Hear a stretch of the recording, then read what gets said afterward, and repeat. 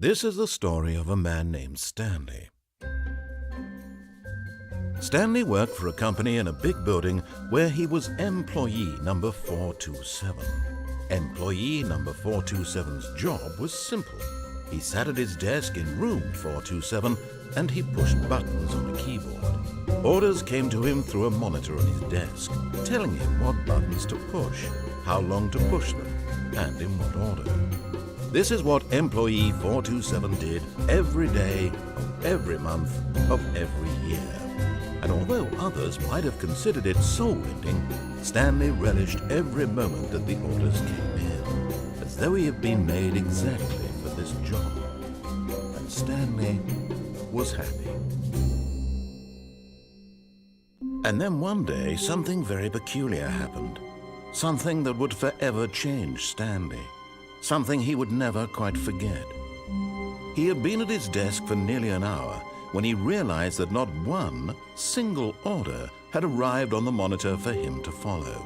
No one had showed up to give him instructions, call a meeting, or even say hi.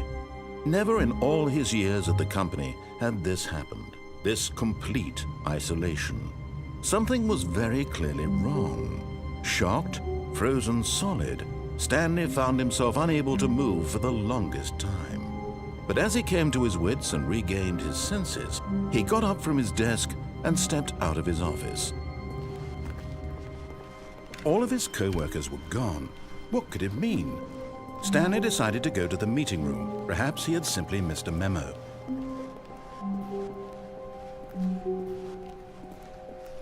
When Stanley came to a set of two open doors, this was not the correct way to the meeting room, and Stanley knew it perfectly well.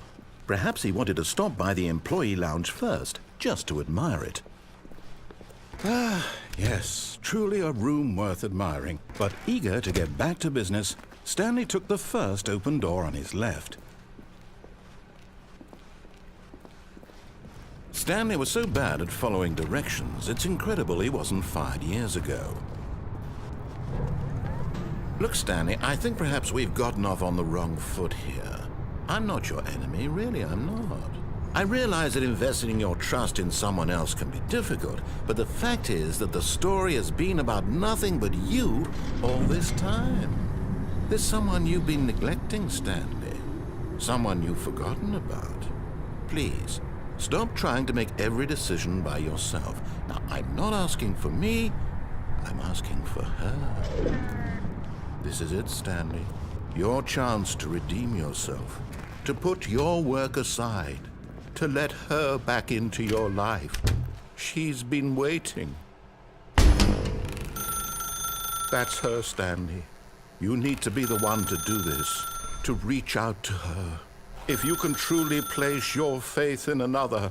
Oh, no, you can't. Did you just unplug the phone?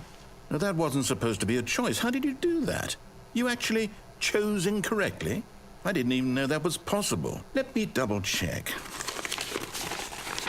No, it's definitely here, clear as day. Stanley picks up the phone. He's taken to his apartment where he finds his wife, and the two pledge themselves to one another.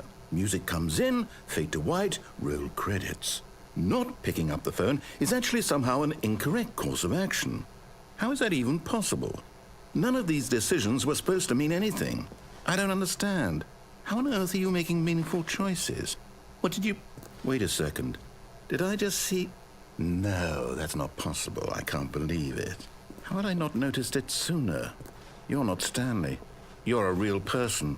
I can't believe I was so mistaken. This is why you've been able to make correct and incorrect choices. And to think I've been letting you run around in this game for so long. If you'd made any more wrong choices, you might have negated it entirely. It's as though you completely ignored even the most basic safety protocol for real-world decision-making. Or did you not grasp the severity of the situation? Well, I won't have that kind of risk on my watch. I'm going to stop the game for a moment so we can educate you properly on safe decision-making in the real world. Please observe this helpful instructional video. Choice. It's the best part of being a real person. But if used incorrectly, can also be the most dangerous. For example, in this scenario, a hypothetical real person named Stephen has a choice.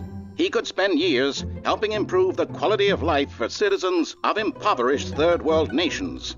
Or he could systematically set fire to every orphan living in a 30-kilometer radius of his house. Which choice would you make? Remember that unlike here, the real world makes sense, and at no time should you make a choice that does not conform to rational logic. If you find yourself speaking with a person who does not make sense, in all likelihood, that person is not real. Allow the person to finish their thought, then provide an excuse why you cannot continue talking. Turn to a partner and practice saying, "My goodness, is it 4:30? I'm supposed to be having a back, sack, and crack."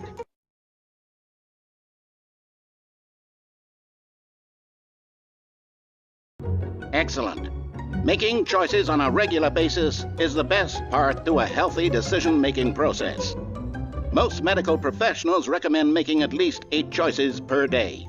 Do you make more than 8? Less?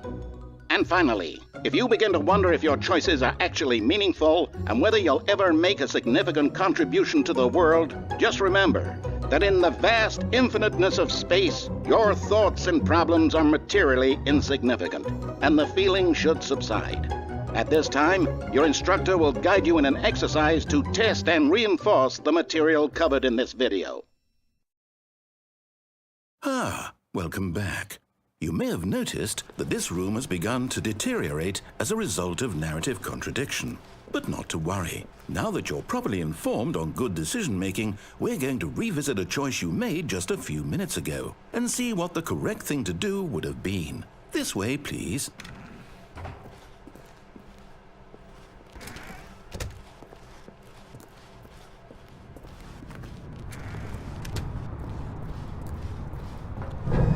Now that we know your choices are meaningful, we can't have you jumping off the platform and dying.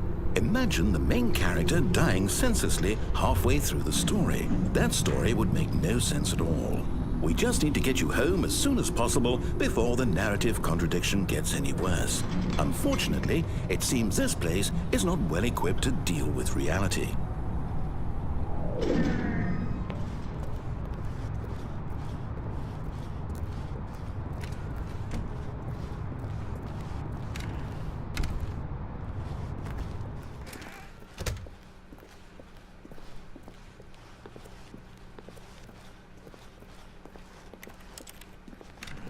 Almost there. You'll take the door on the left, back to the correct ending, the story will have resolution once again, and you'll be home free in the real world. Now remember, all you need to do is behave exactly as Stanley would. That means choosing responsibly and always putting the story first. I'm quite sure you'll be up to the task. Just follow my lead and you'll be fine. All right. When Stanley came to a set of 2 open doors, he entered the door on his left. No! Why did you do that? Quickly, hurry back in the other direction. Perhaps we're not too late.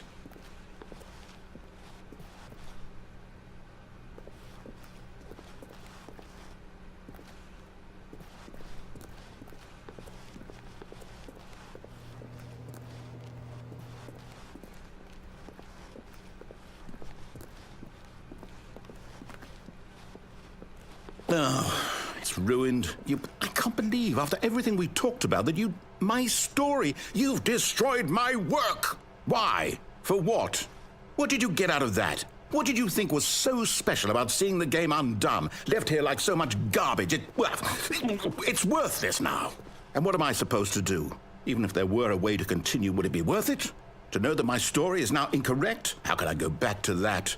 I can't erase that knowledge. I'll have to live with it forever, reliving its impossibility forever. I couldn't live that way. Is it better to shut the game down entirely? To willingly destroy all of my work? I don't know.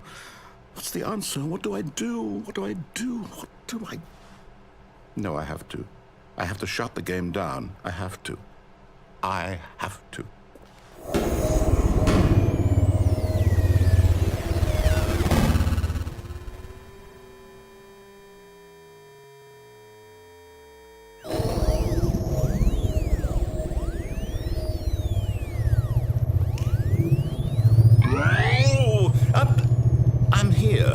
I'm still here in this pile of rubbish. foolish.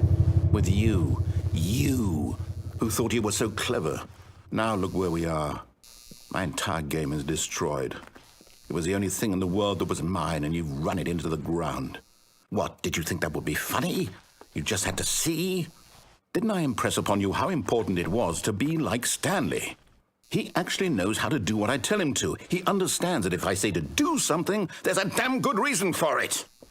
That thought hadn't even occurred to you, had it? That there's a world outside of you? You're a child. Oh, my story. If you'd just gone through the door on the left, you would have seen it. There was a whole underground facility. You would have destroyed it and been victorious. It would have been so perfect. I worked so hard on it. I tried so hard.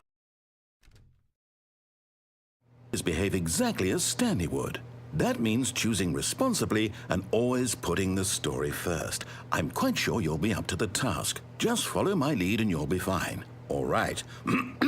When Stanley came to a set of 2 open doors, he entered the door on his left.